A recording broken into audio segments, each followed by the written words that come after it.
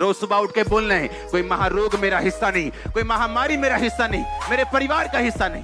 रोज declare करना। आज declare करने का दिन है यीशु मसीह के नाम। अब एवरीडे डिक्लेयर करेंगे। रोज सुबह उठ के जो वचन मैं आपको बता रहा हूं, ये आपने लिखने और नोट करना। ये प्रेयर नहीं है, ये वॉर डिक्लेरेशन है, ये लड़ाई है घोषणा की। सुबह उठते और रात को सोते आप ये दो चीजें करेंगे।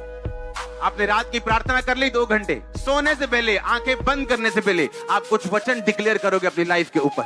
अगर यीशु मसीह के लिए मरना चाहोगे और जिंदगी प्यारी नहीं समझोगे तो सबसे अच्छा जियोगे, अपने रिश्तेदारों से अच्छा जियोगे।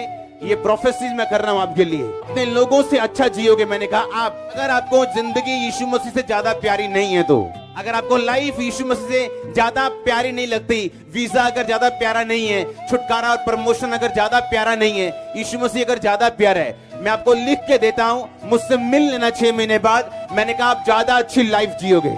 वो थके हुओं को बल देता है। कोई थक चुका है अपनी लाइफ से, अपने बिजनेस से, अपनी मैरिड लाइफ में थक चुका है, परमेश्वर ने कहा वो थके हुओं को और शक्तिहीन को सामर्थ नहीं, बहुत सामर्थ देता है। आप प्रार्थना करोगे इस वचन से। आप विपत्ति में, उसने कहा धर्मी पर बहुत सी विपत्तियां पड़ती, पर यहोवा उनको हर एक विपत्ति से छुड़ाता है। परमेश्वर ने कहा ठोकरों का लगना आवश्यक है, पर हाय उस पे जिसके कारण ये ठोकर आती है। अगर आप जीवित रहना चाहते हो धरती पे तो ठोकरें आएंगी, पर अगर आपने जीना नहीं सीखा बिब्लिकली और आपके पास एक रीजन है कि नहीं मैं तो अच्छी थी, उसने मेरे साथ धोखा किया, मेरी सास ने मेरे साथ, मेरी बहू ने मेरे साथ, मेरी दरानी ने मेरे साथ, मेरी जेठानी ने मेरे साथ, आपके पास असली कारण है नाराज रहने का, पर आप कभी आग से नहीं भर सकते, क्योंकि ये शैतान का पहला हथियार है कि जिस काम के लिए प्रभु ने आपको बुलाया वो पूरा नहीं होना चाहिए, आप नंबर 1 नहीं होने चाहिए, तो वो इस हथियार का इस्तेमाल करते हैं। और 99% क्रिश्चियन इस हथियार को नहीं जानता। कई बार लोगों के बैड वर्ड्स, उनके नफरत भरे वर्ड्स आपको परमेश्वर के करीब करने के लिए होते हैं, ना कि दूर करने के लिए। पर मैंने देखा है लोगों को, वो निराश होते हैं जब लोग उनका विरोध करते हैं कि मैंने क्या बुरा किया, मैंने कौन सा किसी का खराब किया है, फिर लोग मेरे साथ अच्छे क्यों नहीं, जैसा मैं लोगों के साथ अच्छा हूं, लोग मेरे साथ अच्छे क्यों नहीं। अगर आप चाहते लोग आपके साथ अच्छे हों जैसा आप अच्छे हैं, तो फिर एक नॉर्मल जीवन जियो।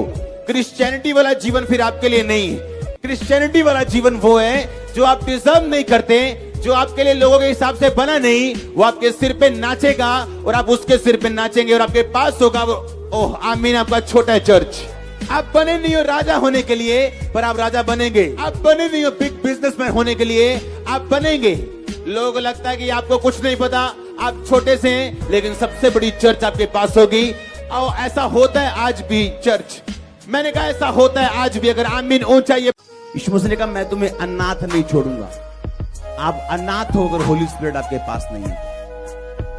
अनाथ बंदे की लाइफ, जब वो सुबह उठते हैं उसकी मम्मी उसे उठाने नहीं आती, उसका बाप उसकी सुरक्षा नहीं करते हैं, वो अपनी मम्मी खुद है, खुद खाना बनाता है, अपनी सुरक्षा खुद है, क्योंकि अपना ध्यान आप रखते हैं। और उसको पूछ के देखो उसकी जिंदगी कैसी है। इमोशनली डिस्टर्ब है, फाइनेंशियली डिस्टर्ब है। और उसी तरह से वो क्रिश्चियन जिसके पास पवित्र आत्मा नहीं है, वो भी अनाथ की तरह है, वो बड़े अनाथ की तरह है, क्योंकि होली स्पिरिट उसको गाइड नहीं कर रहा, उसके दिल में बर्थ नहीं हो रहा, जन्म नहीं हो रहा उस चीज का जिसके लिए प्रभु ने उसे पैदा किया, क्योंकि वो कनेक्ट नहीं है परमेश्वर के साथ, उसे मालूम नहीं है। परमेश्वर ने कहा वो पवित्र आत्मा वो तुम्हारे साथ रहता है और वो तुम में होगा। अगर आप प्रभु के साथ वफादार नहीं हो, तो क्या आपको ऐसा लगता है कि लोग आपके साथ फेथफुल रहेंगे? क्या जिस परमेश्वर ने आपको बनाया, आप उसके साथ अगर वफादार नहीं हो, क्या आपको लगता है लोग आपके साथ वफादार होंगे? क्या आप किसी, पंजाबी में बोलना पड़ेगा, हिंदी में क्या वर्ड है मेरे को मालूम नहीं, क्या बोलते भुलेखे को, गलत फहमी, क्या आप किसी गलत फहमी में हो? केड़े भुलेखे च तुरे फिरते हैं आप, और दुनिया दे कोलों ब्लेसिंग चाहने। अगर तुम परमेश्वर के सगे हो, दुनिया प्यार करेगी आपसे। बहुत सारे लोग ग्रेट लाइफ नहीं जी रहे, क्यों? अपने रिश्तेदारों से डर गए, एक धमकी मारी उन्हें, ए आप चर्च के आ तो देख ली, सब तेरा बाइकआउट कर देंगे। आप खड़े तो होके देखो, आपके पीछे पीछे ना आए लोग, खड़े तो होके देखो परमेश्वर के लिए मिलने आएंगे। मैंने कहा आपको, आप जानते नहीं आप किसके बेटे और बेटियां हो और कौन सा आत्मा पे बास करता है।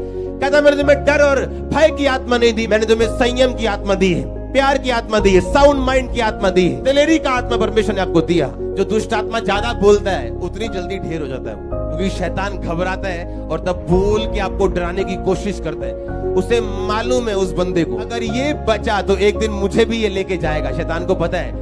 और इसको पीछे करने के लिए चाहे मैं इसके पति को, इसकी पत्नी को, इसके भाई को, इसके रिश्तेदारों को यूज करूं, डरा के धमका के, अगर आप समझ जाए उस डर पे अगर आपने काबू कर लिया और आप बोल पड़े परमेश्वर के वचनों को, दिलेरी के साथ खड़े रहे, तो भाई आप मूसा होंगे अपने एरिया के। आप जानते हैं कि आप कुछ भी कर लो, दुनिया आपका विरोध नहीं करती, लेकिन चर्च जाने में ऐसा क्या हो गया कि दुनिया आपका विरोध करती? कभी सोचा? वो शैतान है जिसको आग लगती, लोगों का कसूर नहीं। हालेलुया। लिखा जो गैर भाषा में बातें करता है वो अपनी उन्नति करता है, प्राण की, शरीर की, आत्मा की। अगर आप गैर भाषा बोलते हो तो बाइबल बताती है आप अपनी उन्नति करते हो, अपने शरीर की, प्राण की, सोल की, अपनी आत्मा की आप उन्नति करते हो। आपको नहीं मालूम आपके बिजनेस में कौन आपको धोखा दे रहे हैं, आपका बेस्ट फ्रेंड है या आपका बेस्ट एनिमी, आपको मालूम नहीं। गैर भाषा उसे एक्सपोज करती है, गैर भाषा में बोलना उस व्यक्ति को जाहिर करता है। परमेश्वर सब कुछ जाहिर नहीं करता, कुछ चीजों को वो रख छोड़ता है न्याय के लिए, पर वो जाहिर करता है बहुत सी चीजों को। आपके पास गैर भाषा नहीं है, आप 90% पीछे हो। अगर आप बेस्ट भी दोगे अपनी लाइफ का तो भी 10% होगा। अगर आप बेस्ट भी करोगे अपनी लाइफ से, बेस्ट भी दोगे प्रभु को तो वो 10% होगा। अगर आप पूरा पेपर भी करोगे तो आपके 10 नंबर आएंगे, अगर आपके पास गैर भाषा नहीं है। आपकी पहली प्रार्थना होनी चाहिए, परमेश्वर मैं तुझे और जानना और समझना चाहता हूं। दूसरी प्रार्थना होनी चाहिए, परमेश्वर मैं तेरे वचनों की गहराई को समझना चाहता हूं। तीसरी प्रार्थना आपकी गैर भाषा होनी चाहिए। चौथी प्रार्थना आपकी कमियां, कमजोरियां होनी चाहिए कि परमेश्वर ये मेरी लाइफ की कमजोरी है जिससे मैं बाहर आना चाहती हूँ, बाहर आना चाहता हूँ। पांचवी छठवीं प्रार्थना फिर भी आपकी यही होनी चाहिए कि तू लोगों को बचा, मेरे घराने को बचा, हमारे उद्धार को और तू फैला परमेश्वर। और फिर आप अपनी प्रार्थना रखो जो रखनी कि परमेश्वर अगर तू चाहे तो ये भी हो सकता है, अगर तू चाहे तो मेरा वीजा भी आ सकता है, अगर तू चाहे मेरा लंगड़ापन भी ठीक हो सकता है, मुझे बेबी मिल सकता है, सब कुछ हो सकता है तेरे नाम में। पर आपकी पहली प्रार्थना ही ऐसी है जिससे परमेश्वर को लगता है कि आप सिर्फ सेल्फिश लोग हैं और अपने मोटिव्स को आप मेरे से पूरा करवाना चाहते हैं। बस आपको बाप से प्यार नहीं पर बाप की प्रॉपर्टी से प्यार है। ऐसे बच्चे नाजायज कहलाते हैं और गलत कहलाते हैं। ऐसे बच्चों से बाप कभी प्यार नहीं करता।